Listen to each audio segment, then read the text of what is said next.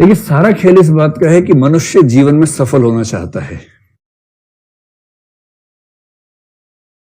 तो सब लोग चाहते हैं कि हमारे अंदर वो चीजें पैदा हो जाएं जिनसे व्यक्ति सफल होता है। और जो बच्चे स्कूल में बहुत गंभीरता से पढ़ते हैं वो इसी चक्कर में पढ़ते हैं कि इससे वो जीवन में सफल हो जाएंगे, इसी भाव से पढ़ते हैं ना। बचपन से HW ठीक से करते हैं, यहां तक कि CW भी ठीक से करते हैं स्कूल जाने के बाद, इस उम्मीद से कि आगे चल के वो बहुत सफल होंगे। लेकिन ऐसे जोक्स व्हाट्सएप पे खूब आते हैं। कल किसी ने मुझे दिखाया, एक स्वामी जी थे, वो स्पीच दे रहे थे, उनका एक वीडियो क्लिप आई थी। गंजे वाले स्वामी जी, यंग स्वामी जी हैं, तो उन्होंने, आपने देखा ही होगा, मैं फिर भी याद दिला देता हूं। उसमें एक बहुत रोचक बात बताई गई थी। उसमें क्या था कि स्कूल में या कॉलेज में 5 तरह के बच्चे होते हैं। एक वो है जो साइंस पढ़ते हैं, नंबर 2 वाले कॉमर्स पढ़ते हैं, नंबर 3 वाले आर्ट्स पढ़ते हैं, नंबर 4 वाले 10वीं तक ही पढ़ पाते हैं, नंबर 5 वाले बिल्कुल भी नहीं पढ़ते हैं। ठीक। और जीवन में सफलता का क्रम इसका विपरीत रहता है उस वीडियो के हिसाब से। वास्तविकता नहीं पता मुझे, उस वीडियो के हिसाब से।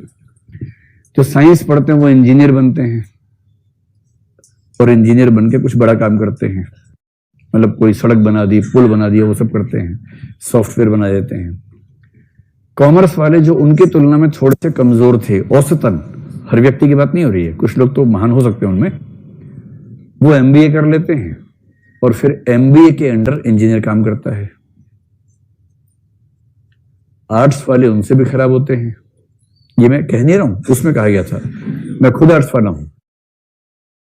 और आर्ट्स वाले IAS बन जाते हैं, IAS के अंडर MBA काम करता है और MBA के अंडर इंजीनियर काम करता है। जो 10वीं में फेल हो गए थे वो नेता बन जाते हैं, फिर नेताओं के अंडर IAS काम करता है और फिर वही चेन चलती रहती है। और जो कभी स्कूल गए ही नहीं वो स्वामी बन जाते हैं, बाबा बन जाते हैं, और बाबाओं के अंडर नेता काम करते हैं, नेताओं के अंडर IAS काम करते हैं, IAS के अंडर MBA के अंडर इंजीनियर। तो बताओ आप में से कौन कौन इंजीनियर है? लेकिन ये वो वाले इंजीनियर है जो IAS बनने वाले हैं। इसका मतलब ये 2 स्टेप और ऊपर निकल जाएंगे और उसके बाद फिर नेता वेता बनेंगे तो और बड़ी बात हो जाएगी। ये बात भी सही नहीं है ना? ये बात भी हंसी मजाक वाली बात है। लेकिन आप समाज में देखेंगे तो सच में ये कहना बड़ा मुश्किल है कि जो स्कूल में पढ़ने में सबसे अच्छे थे वो जीवन में सबसे सफल होंगे। ऐसा बिल्कुल नहीं है, ऐसा रत्ती भर नहीं है। स्कूल कॉलेज में जो पढ़ने में बहुत खराब थे उनमें से कई लोग जीवन में इतने सफल हो जाएंगे, और जो पढ़ने में बहुत अच्छे थे उनमें से कई लोग जीवन में इतने औसत रहेंगे कि आपकी एकेडमिक क्वालिफिकेशंस, आपके स्कूल कॉलेज की उपलब्धियां और आपके जीवन की सफलताओं में लिंक सीधा है नहीं। इसलिए दुनिया का हर समाज सोचता है कि हमें सफलता का लिंक समझ में आ जाए तो हम उसी पे काम करें। तो सफलता किस चीज से मिलेगी, इस पर सोचते सोचते अंत में एक शब्द पे बात आके टिकी है, वो है एप्टीट्यूड।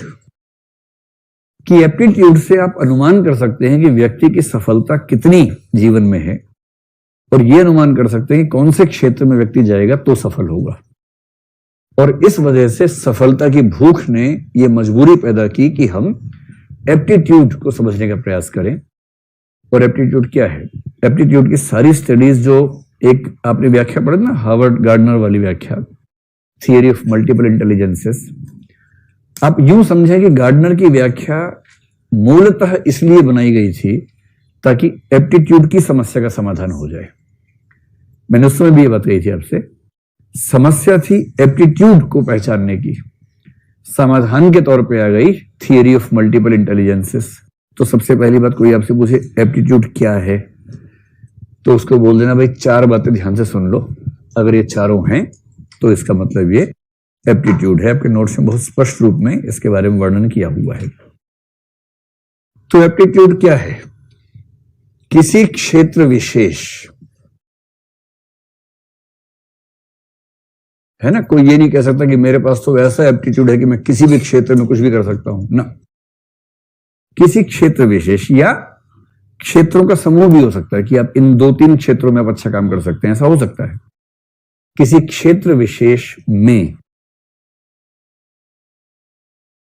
यदि प्रशिक्षण दिया जाए,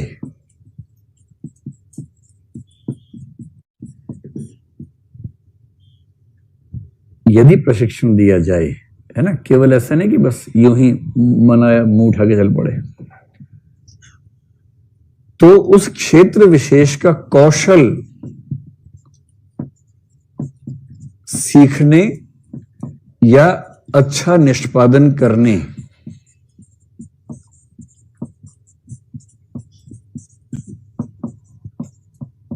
की प्रबल संभावना, गारंटी इसके बाद भी नहीं होती है, प्रबल संभावना होती है।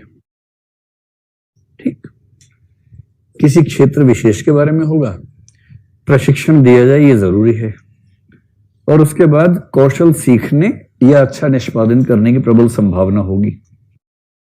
और ये तीनों चीजें जिस चीज पर लागू होंगी, अगर मैं कॉमन एक बात कह दूं, वो है ऐसी विशेषताओं या क्षमताओं का समूह।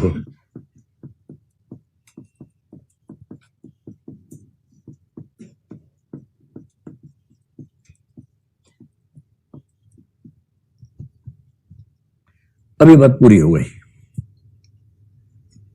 व्यक्ति के भीतर ऐसी विशेषताओं या क्षमताओं का समूह होना जिसकी वजह से यदि प्रशिक्षण दिया जाए तो वह व्यक्ति उस निश्चित क्षेत्र विशेष में कौशल सीखने या अच्छा निष्पादन करने में सफल हो जाएगा, इस बात की प्रबल संभावना होती है। इसे बोलते हैं एप्टीट्यूड। बात समझ में आ रही है आप लोगों को? आप ये चाह रहे हैं कि मैं ये वाक्य बोल के लिखवाऊं या इससे जोड़ जाड़ के लिख लेंगे आराम से, क्योंकि परीक्षा में याद भी नहीं रहेगा। परीक्षा में तो खुद ही लिखना होगा, वाक्य अपने आप ही लिखना होगा। ठीक, तो मैं फिर से बोल देता हूं अपनी रिवीजन के लिए, ताकि मुझे ठीक से याद हो जाए। तो पहली बात, किसी व्यक्ति के भीतर ऐसी विशेषताओं या क्षमताओं की उपस्थिति जिनकी वजह से यदि उसे किसी क्षेत्र विशेष से संबंधित प्रशिक्षण दिया जाए तो उसके कौशल को सीखने या अच्छा निष्पादन करने की संभावना अत्यंत प्रबल होती है। उन क्षमताओं या विशेषताओं के समूह को कहते हैं एप्टीट्यूड, यानी कि अभिरुचि। हाँ या ना? हाँ, बहुत बढ़िया।